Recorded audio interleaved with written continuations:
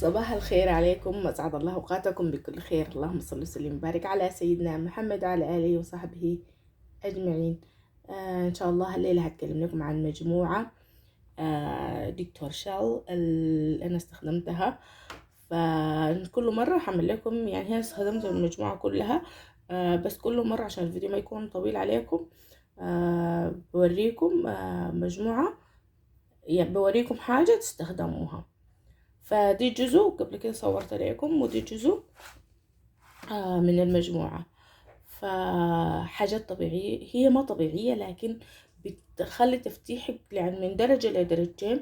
تفتيح طبيعي، بتخلي جسمك ناير، لو وشك ناير يعني، فاهمة؟ يعني ما بتخلي الوش الفاتح لكن شاحب، لا، بتخلي الوش نظيف وناعم تحسيه. ويعني لو ما قلت لشخص اصلا انا بستخدم كريم، ما بيبين انك انت مستخدمه كريم، لانه بيكون شفتوا، يعني ما اقدر اوصف لكم كيف النعومه صوفت شديد بيكون. فاهم، اليوم هتكلم عن اهم ماسكين، سوري ما ماسك، ووشة، اللي هو غسول. اهم غسولين لازم يكونوا عندك، هما الغسولين دول من دكتور شيل. وعلى فكرة رخيصين جدا، ما عارفة سعرهم، يمكن الواحد سعره 7 درهم تقريبا. للناس الموجودة في الإمارات ممكن تكبشروهم، تلقوهم في فيفا، في معظم هنا كارفور، معظم المولات بيكونوا موجودين فيهم يعني. شفتوا ده غسول تبييض الوجه بيخلص، ده للتبييض. وده الأحمر ده نفس الشيء، ده بينظف البشرة وبيقشر، مقشر، لكن ما بيلاقي قشرة يعني تطلع قشرة، لا، بتحسي بنضارة. يعني تغسلي بيه صباح ومساء مرتين بتحسي بنضارة جدا، وشك بيكون ناضر ومفتح. شوفي انا اقول لك استخدميه صباح ومساء. ولو عندك فرشة بتاعت السيليكون بتاعت البشرة بتاعت الوش دي، فهنا غسلي بيها.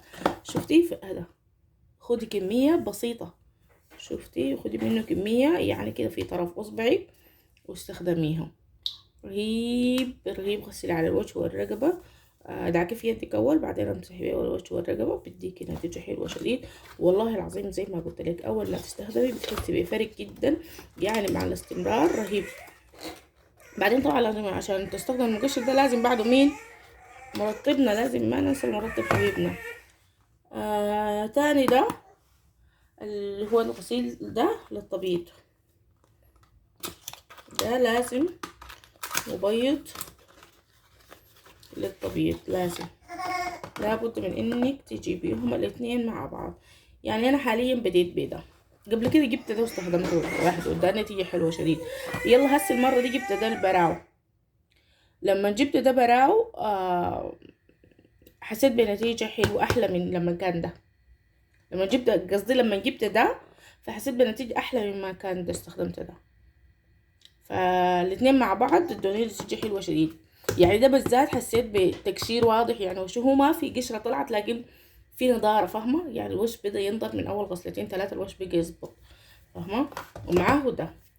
فاتمنى انكم تجربوه، حلو شديد ورخيص، رخيص جدا. اهم شيء انه يعني في متناول اليد، يعني المجموعة دي كلها ما بتفوت لها نقول 70-80 درهم يعني. اعملوا لهم كابشن وشوفوهم حلوين كيف. ده كله كان الفيديو. السلام عليكم ورحمة الله تعالى وبركاته.